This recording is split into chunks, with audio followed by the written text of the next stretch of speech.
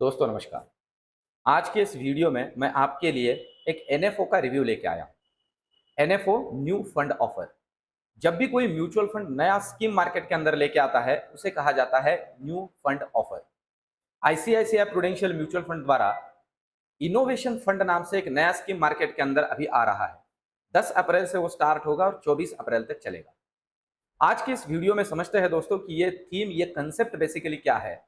आपके मेरे लिए, मेरे से जो इस स्कीम के अंदर पैसे हम इन्वेस्ट करेंगे वो किस तरह से इन्वेस्ट होंगे और क्यों इस स्कीम को हमने ध्यान में लेना चाहिए या कंसिडर करना चाहिए हमारे पोर्टफोलियो के अंदर वैल्यू एडिशन के पॉइंट ऑफ व्यू से। एक एक करके इन सारी चीजों को समझता है। सबसे पहले तो एक छोटा सा अनुरोध करूंगा, अभी तक आपने मेरे इस चैनल को सब्सक्राइब ना किया हो तो दोस्तों सब्सक्राइब करें, क्योंकि इस चैनल के ऊपर मैं शेयर मार्केट से रिलेटेड सारी डे टू डे जो डेवलपमेंट्स है वो तो लेके आता हूँ। खास करके डेली एक वीडियो लेके आता हूँ बैंक निफ्टी, निफ्टी के अंदर जो ऑप्शन में ट्रेडिंग करते हैं उन लोगों के लिए निफ्टी, बैंक निफ्टी का टेक्निकल और ऑप्शन चेन एनालिसिस। तो दोस्तों आप समझते हैं कि ये एनएफओ किस तरह से है और ये हमारे पॉइंट ऑफ व्यू से या इन्वेस्टमेंट के पॉइंट ऑफ व्यू से कितना अच्छा है। देखिए दोस्तों, इनोवेशन की कंसेप्ट बहुत सिंपल सी कंसेप्ट है। इनोवेशन होता है बदलाव। और दोस्तों हम, ये जो हमारी पीढ़ी है, खास करके पिछले 10 से 15 सालों में हमने हर एक चीज में इनोवेशन देखा है। बहुत ही सिंपल, बहुत ही छोटी सी चीज जो जो आपके मेरे से बहुत ही ज्यादा जुड़ी हुई है उससे, मतलब पैसे से अगर शुरू करें तो जो बैंकिंग आज तक हम देख रहे थे, जो मैन्युअली बैंक में जाके, वो बैंकिंग में आप देखिए कितना ज्यादा बदलाव हुआ, कितना इनोवेशन हुआ है। आज एक क्लिक के ऊपर, आपके मोबाइल के ऊपर आप पैसे किसी को ट्रांसफर करते हो, रिसीव करते हो, यूपीआई हो, ये मोबाइल बैंकिंग हो, नेट बैंकिंग हो, दैट इज इनोवेशन। पर इनोवेशन को नॉर्मली हम टेक्नोलॉजी के पॉइंट ऑफ व्यू से ही कंसिडर करते हैं। मतलब नॉर्मली हाथ से उठने वाले फोन से लेके तो अभी जो आपका मोबाइल है, पूरा का पूरा हैंड हेल्ड डिवाइस, पूरा का पूरा ऑटोमेटेड, यहां तक।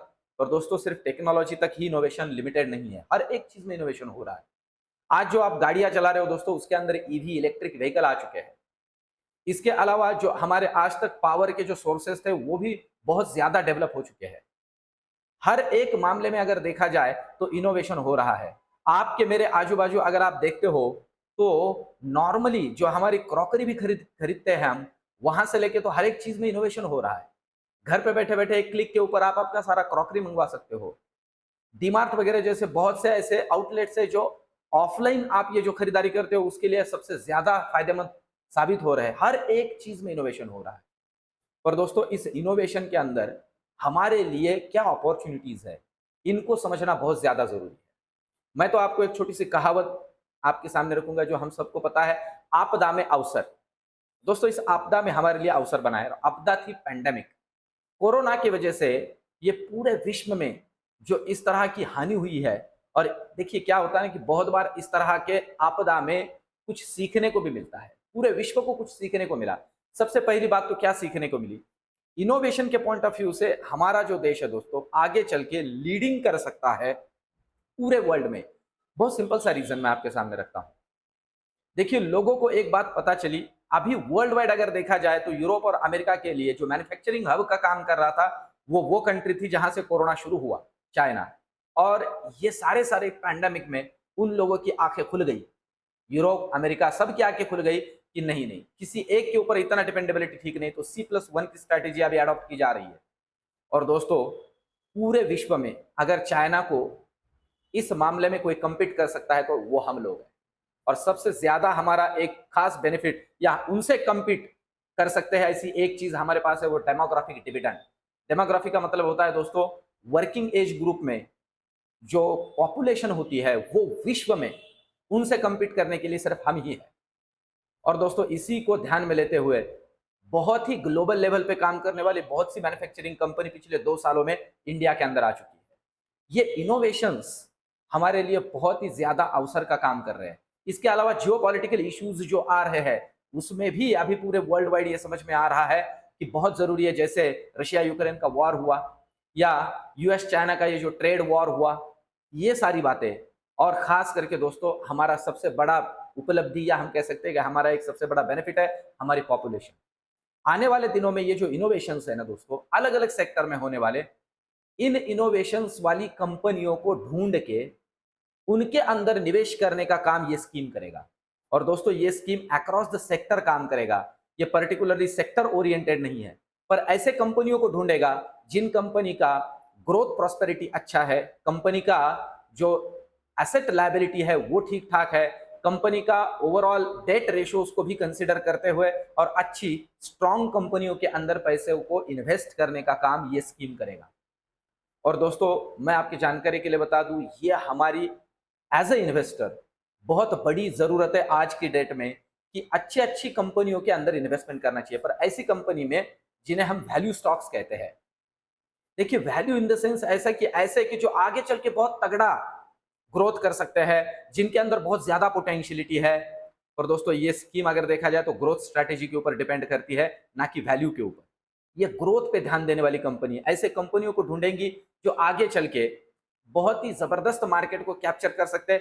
एग्जाम्पल के तौर पे देता हूं दोस्तों, आज के डेट में जो सेमीकंडक्टर वाली कंपनीज है, ये आगे चल के मार्केट के अंदर एक लीडिंग कंपनी का काम करेगी। एग्जाम्पल के लिए मैं जैसे आपको बताऊं कि आज से 20 साल पहले अगर किसी को कहा जाता कि एमआरएफ में इन्वेस्टमेंट करो, तो वो उतना ज्यादा ध्यान नहीं देता इस कंपनी की तरफ। पर आज एमआरएफ के स्टॉक का प्राइस हम देखते हैं, रीजन है क्योंकि वो जरूरत है। आगे चल के जितना इलेक्ट्रिक व्हीकल्स और इन सारी चीजों की जरूरत होगी, उतना ज्यादा सेमीकंडक्टर्स की जरूरत होगी। तो इन कंपनियों को, मतलब दैट इज इनोवेशन, इस तरह के इनोवेशंस को ढूंढ के, इस तरह की इनोवेशन में इन्वॉल्व होने वाले कंपनीज को ढूंढ के ये स्कीम इन्वेस्ट करेगा। अब इस स्कीम के रिलेटेड कुछ बेसिक बातों को समझते हैं। दोस्तों एक बात तो मैं जो इस स्कीम से इंप्रेस हुआ हूं, वो एक सिंपल सी बात मैं आपसे कहूं कि आज से 20-25 साल पहले जो चाइना था वो आज हम है।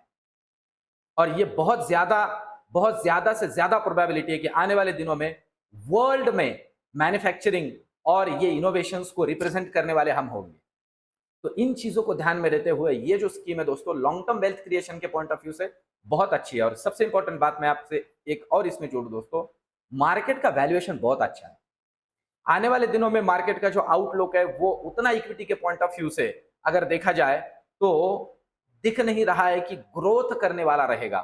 पर दोस्तों ये एनएफओ मार्केट के अंदर इस समय में आ रहा है कि बहुत ही सस्ते वैल्यूएशन के ऊपर अच्छी अच्छी कंपनियों के अंदर इन्वेस्टमेंट करने के लिए अपॉर्चुनिटी बन रही है। तो ये भी एक सबसे इंपॉर्टेंट बात इस एनएफओ के पॉइंट ऑफ व्यू से ध्यान में लेने जैसी है। तो आप समझते हैं दोस्तों इस एनएफओ के ओवरऑल फीचर्स को कि ये, जैसे मैंने आपसे कहा, ये ओपन हो रहा है 10 तारीख को और 24 तारीख को बंद होने वाला है। मिनिमम 5,000 रुपए का इन्वेस्टमेंट आप इसके अंदर कर सकते हो। और बाकी जितने भी इन्वेस्टमेंट स्टाइल है, एसआईपी है, एसटीपी है, एसडब्ल्यूपी है, सभी की सभी इसमें आप कर सकते हो।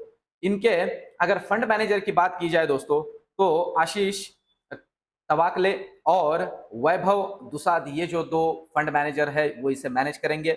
और ओवरसीज इन्वेस्टमेंट जो कि इस फंड के अंदर सिर्फ 10% का एलोकेशन है, जो कि शर्मिला डिमेलोज ये इसे देखेगी। ये फंड मैनेजर्स दोस्तों इस फंड को मैनेज करने वाले हैं। फंड मैनेजर का एक्सपीरियंस और फंड मैनेजर का एक्सपर्टीज बहुत ही तगड़ा है। इस मामले में भी ये फंड बहुत अच्छा है कि आशीष सर जैसे जो फंड मैनेजर है बहुत ही एक्सपीरियंस्ड, ये इस फंड के अंदर अपना एक्सपर्टीज जोड़ेंगे। तो दोस्तों बहुत से पैरामीटर्स के अंदर ये स्कीम बहुत हद तक बहुत अच्छी है। एसआईपी वन टाइम इन्वेस्टमेंट के पॉइंट ऑफ व्यू से इसे आप ध्यान में ले सकते हो। पर एक छोटा सा डिस्क्लेमर दे दूं दोस्तों, ये जो स्कीम है रिस्क पैरामीटर की अगर बात की जाए तो वेरी हाई रिस्क कैटेगरी में आता है। इस वजह से एक सिंपल सी बात इसमें मैं जोड़ दूं कि स्कीम डॉक्यूमेंट को बहुत ही अच्छे से पढ़े, अपने खुद के सूझबूझ और अपने फाइनेंशियल एडवाइजर के हिसाब जो उनका एडवाइस हो उस हिसाब से इन्वेस्टमेंट करने का सोचे। पर मैं मेरे खुद का पर्सनल व्यू आपको इसमें जोड़ दूं दोस्तों, ये scheme investment point of view से मार्केट का टाइमिंग, मार्केट का वैल्यूएशन और ओवरऑल ग्लोबल और मैक्रो फैक्टर्स को ध्यान में लेते हुए और हमारी स्ट्रेंथ को ध्यान में लेते हुए बहुत ही अच्छे समय पे आ रहा है, इसे प्रेफर किया जा सकता है। तो दोस्तों ये रिव्यू आपको कैसे लगा कमेंट में जरूर लिखिए और मेरे इस चैनल को सब्सक्राइब कीजिए। मिलते हैं नेक्स्ट वीडियो में। धन्यवाद।